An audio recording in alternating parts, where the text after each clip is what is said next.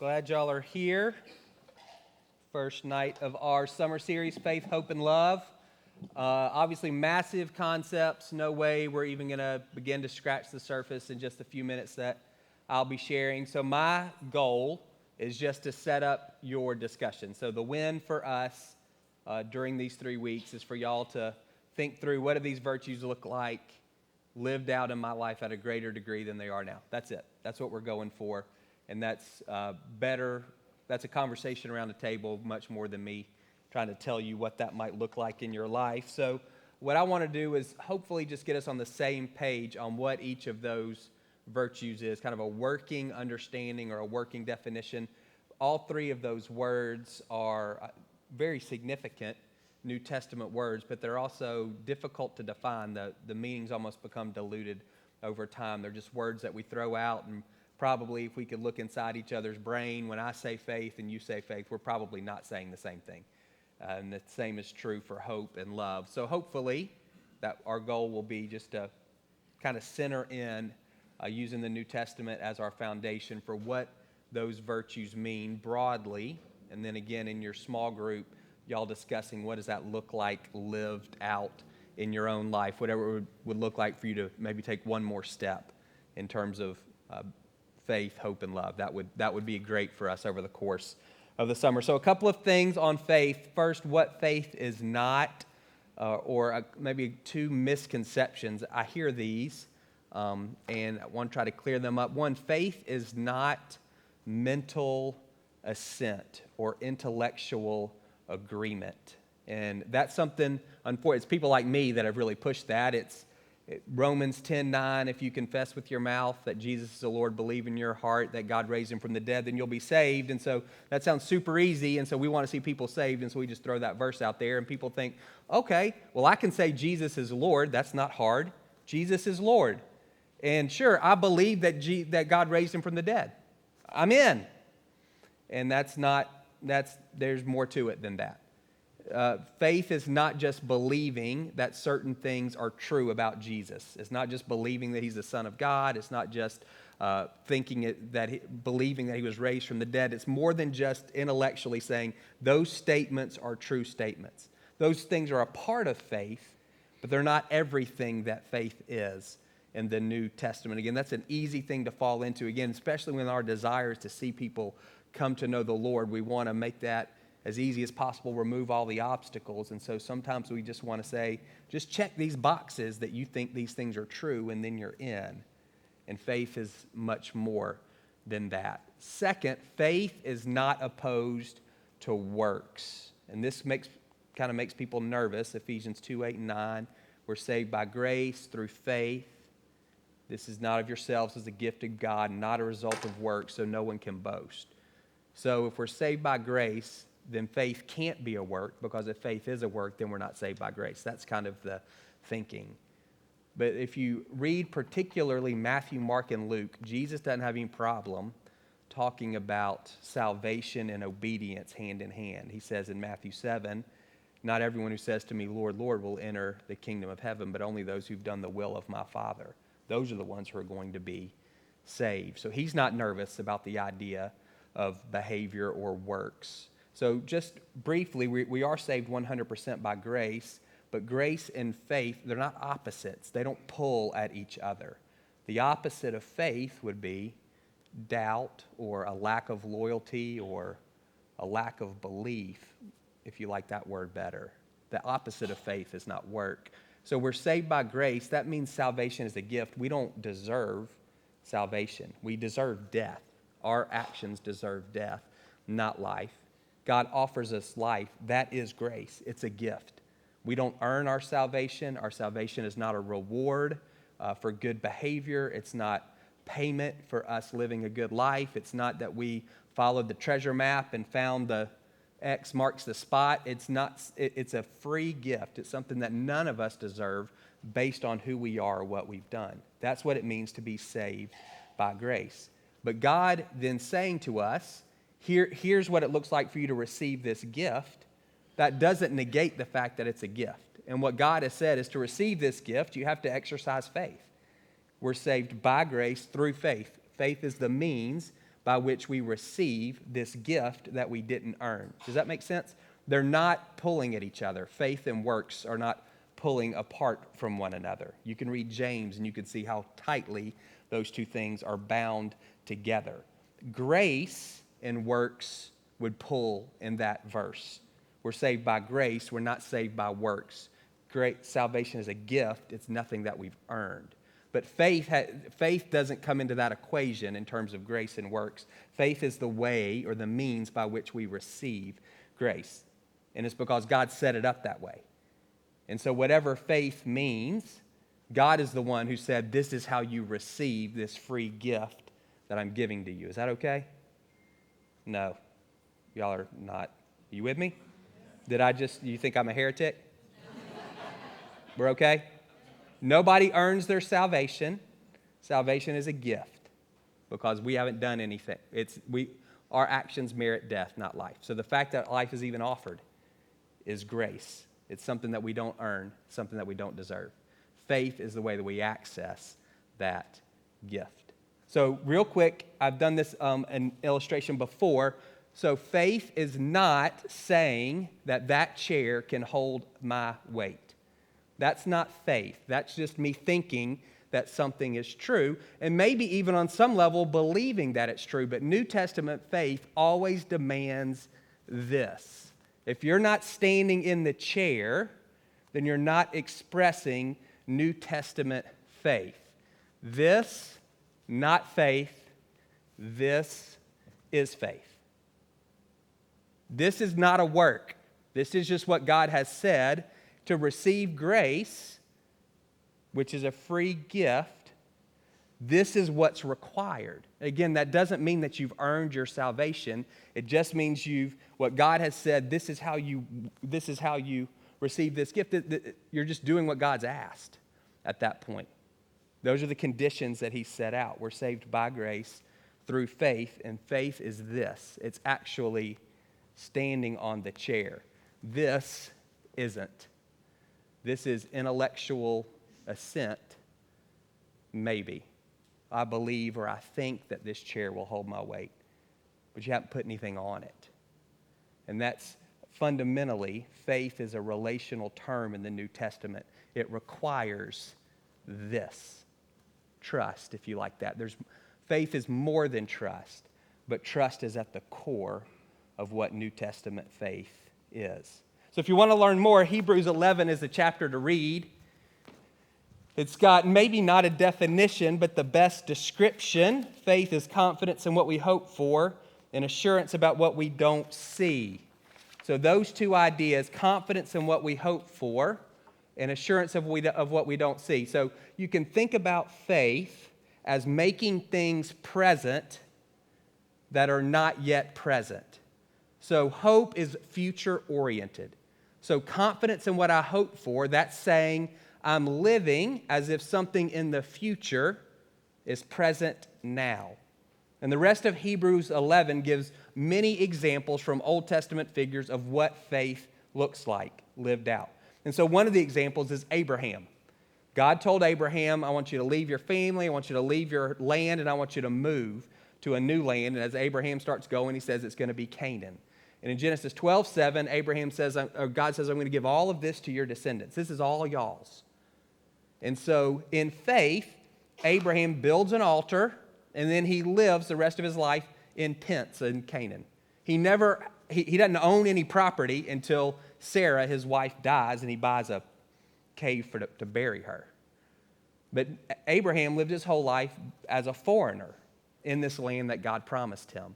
And according to Hebrews 11, that's what faith is. That's a future hope for Abraham. Me and my descendants, this is going to be ours. It's not yet ours, but I'm going to live as if it were ours. And so I'm going to set up a tent. And I'm going to live here in this tent. And that's what his son Isaac does, and that's what his son Jacob does.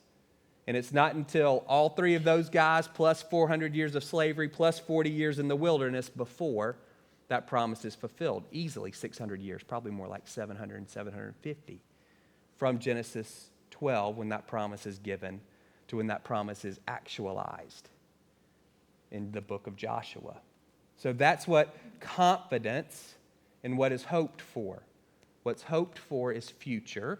For Abraham, it's this land. But he lives as if that promise is present reality for him, as if he's already received it. And he does that by living in a tent in the promised land. It's confidence in what's unseen. So you can think about your eyes, what you see with your physical eyes. When you see something, it provides evidence. So I know Richard's in the room because I can see him. My eyes tell me Richard's in this room. Faith is the spiritual equivalent of that. So in Hebrews 11:6, we read that without faith, it's impossible to please God because anyone who approaches him has to believe that he exists. So think about prayer. When you pray, you're exercising faith. You're coming to God who you've never seen, ever. And you don't know anybody who's ever seen him. And those people don't know anybody who's ever seen him. And yet, you're approaching him as real, even though you've never seen him. You don't have any physical evidence that God exists. But when you pray, your assumption is he's listening to you. And he's responding to you. You're coming to him in prayer, assuming that he is real. That's faith. You may not think you have faith. You do. Every time you pray, you're expressing faith, according to Hebrews 11. You have confidence in something that is unseen, something that's invisible. You're treating something that is invisible as if it were visible. And that's what faith does for us. It takes things that are future and it makes them present. It takes things that are invisible and it makes them visible. The cleanest definition I've heard, faith is taking God at his word and living accordingly. That's what standing on the chair is. It's living accordingly. It's saying, yes, this chair can actually hold me up. I actually believe is a weird word for us. Believe for us where we live now has really, it doesn't have any, it's not solid anymore. When we say we believe something, a lot of times we're just saying we really hope it's true. And there's a lot of times not a lot of basis for it. It's almost like a wish. When we say we believe something, it's we wish for this to be the case. That's not the way the New Testament uses that word at all. There's a solidity to it, a firmness, a willingness to put your life on the line. There was a guy, I'm trying to remember his name, Great Blondin. I think it was in the 1800s. He used to tightrope walk. There was no TV. You didn't have anything else to do, so you watch people do tightrope, their version of YouTube. So he's at Niagara Falls, and he's got a tightrope stretched out, and he's doing all his little dance. He's walking and backwards and forwards. I think he fries an egg on the middle of the tightrope, and then he's got a wheelbarrow. And he goes to the crowd, and he says, y'all think I can put somebody in this wheelbarrow and get him across this chasm on this tightrope across Niagara Falls? And this guy's like, absolutely you can do it. And Blondin says, well, get in. Faith is getting in. That's New Testament faith. It's actually getting in the wheelbarrow. It's standing on the chair. You're not earning anything by doing that. What you're doing is you're expressing your confidence in the promises of God. That's what it is. You're saying, God, I'm taking you at your word and living accordingly. So according to you, this land is mine, so I'm going to pitch a tent, even though it's full of foreigners. It's saying, all right, you said it's about to flood, so I'm going to build an ark in the middle of the desert. That's faith. Two other things. Faith is always expressed externally, always, in the New Testament. Sometimes we can have this idea that faith is very much just an interior disposition, and it is, but it's always expressed externally. Read Hebrews 11. All of the examples of faith have an external expression. Again, it's standing on the chair. It's getting in the wheelbarrow. It's Noah actually building an ark. It's the people crossing the Red Sea, actually walking with walls of water on either side, actually walking on the dry land and saying, we trust that God's not going to make it. He's going to hold the water back. Standing on the side and looking at it, that's not faith. You actually have to get in the riverbed. That's New Testament faith. Again, there's this relational component. Sometimes we can think of faith, unfortunately, as a commodity, and that's because Jesus talks about having faith like a mustard seed, so we can start thinking about amounts of faith. That's not a relational concept. He was painting that picture to say, you don't have to trust me a lot for me to do a lot. That's what he's trying to say. He's not trying to say, it's not a minimum amount in order to get God to work. Don't think of faith as a commodity, or it's not a thing. It's a relational concept for us. Again, it's taking God at his word and living accordingly. When God says it's going to flood, you build the ark. That's faith. The other dynamic with faith is faith doesn't guarantee success the way we tend to define success. And that's really important to keep in mind. There's, particularly in some charismatic circles, there's this idea that if you have enough faith, then you basically can get whatever you want. Again, it's faith as a commodity. God is the vending machine, and as long as you've got the right change, you can push the button and get whatever you're asking for. And if you didn't get what you're asking for, it just means that you didn't have enough money. You didn't have enough faith. That is not New Testament at all. And based on what we all know the heart of God to be, that's as foreign to him as it's awful. It's awful theology. Here's the end of Hebrews 11. All of these guys were commended for their faith. And listen to this. You don't want to be in this little group. You don't. They were tortured. They refused to be released so that they might gain an even better resurrection. Some faced jeers and flogging and chains and imprisonments. They were put to death by stoning. They were sawed in two. They were killed by the sword. They went about in sheepskins and goatskins, destitute, persecuted, and mistreated. The world was not worthy of them. They wandered in deserts and mountains, living in caves and in holes in the ground. These were all commended for their faith, yet none of them received what had been promised. Faith does not guarantee success in the way we tend to define success. Faith is taking God at his word and living accordingly. It's building an ark when God says it's going to rain. It's moving to a foreign country, even though there's no indication that it never is yours. It's offering your son on an altar when God says to do it, even though he's the one that God said it's through him that I'm going to make a nation out of you. How does that even make sense?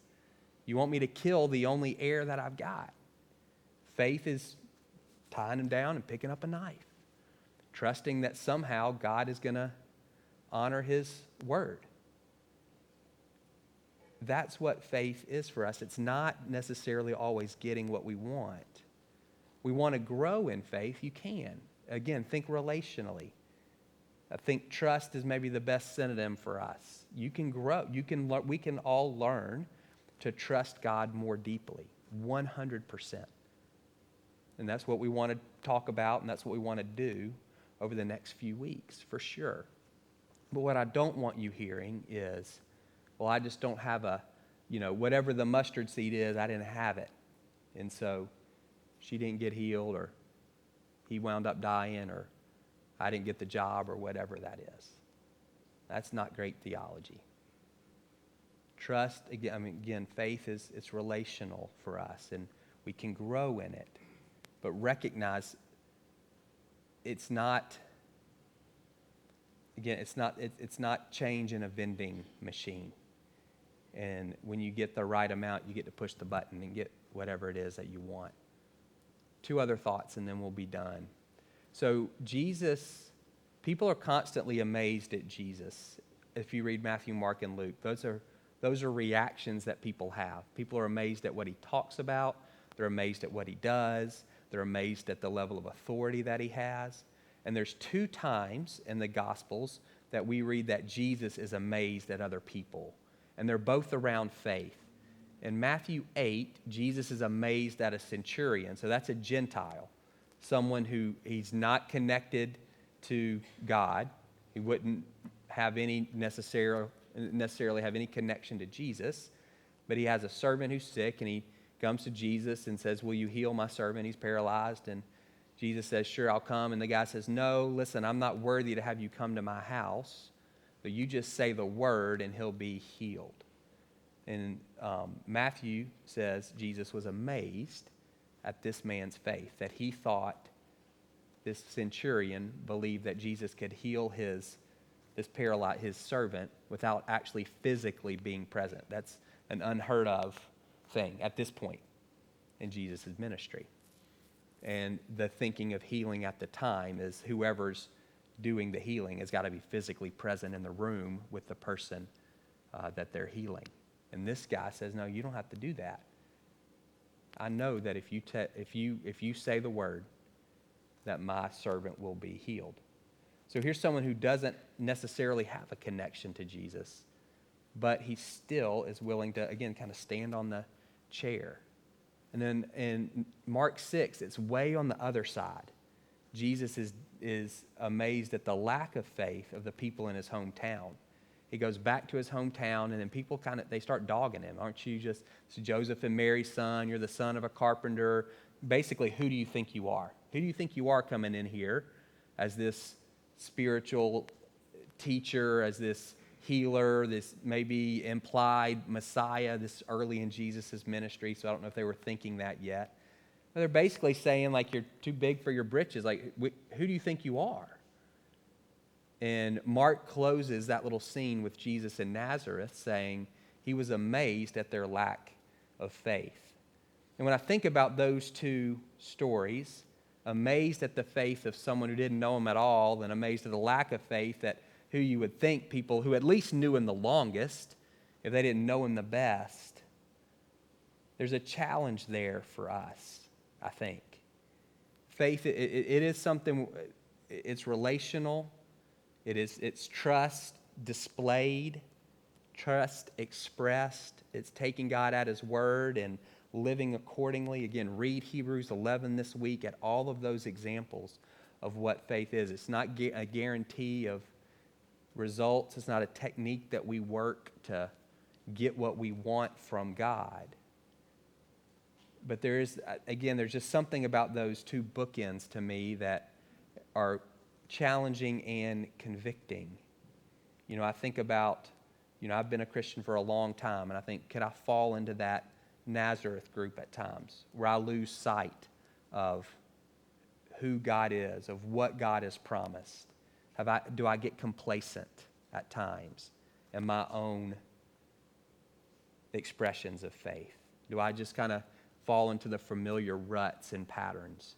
When was the last time I, kind of that Christian phrase, took a step of faith? When was the last time I took a risk? But not to try to prove anything, but because I'm taking God at his word and living accordingly.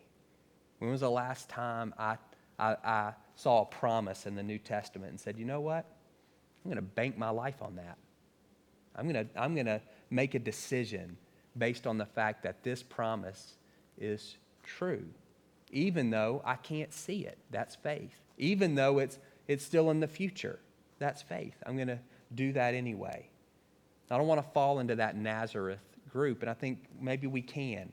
We can get familiar with Jesus. We can get comfortable with our level of trust. You've all expressed some level of trust in him, and we can kind of get comfortable there. And maybe when we see other people who are expressing a greater level of trust, it's easy to write them off as reckless or careless or crazy. And maybe they're all of those things. Or maybe they're just trusting at a greater level than we are. And maybe there's a challenge there for you as well. If Jesus is going to be amazed at me, I certainly hope it's because of Matthew 8 and not Mark 6. So I would hope the same thing for y'all. So let me summarize, and then we'll send you to your groups. Faith, Hebrews 11:1, it's the best description in the Bible of faith. Confidence in what we hope for. Assurance of what we don't see. So again, think of faith as something that takes things from these future promises. It's got to be based on the Word of God. So this isn't just us wishing something up and then believing it to be true. This is revelation from God. These are that we're saying, I'm going to live as if that were true right now, even though there's not necessarily evidence of that. Taking future things and living in the present as if they're true.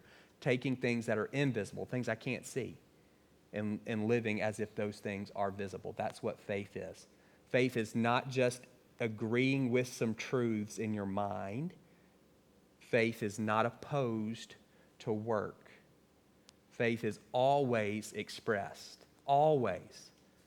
It's standing on the chair. It's getting into the wheelbarrow. It's building the ark. It's tying Isaac to an altar and lifting up a knife. It's putting your foot into the Red Sea. That's what faith is. Anything short of that is not New Testament faith. We're not trusting the Lord. I'll just say it that clearly. We're not trusting him at that point. If we're not living as if what he said is true, then it really doesn't matter that we're saying it's true. There's got to be there's that expression of confidence. Hey, yes. Faith does not guarantee results.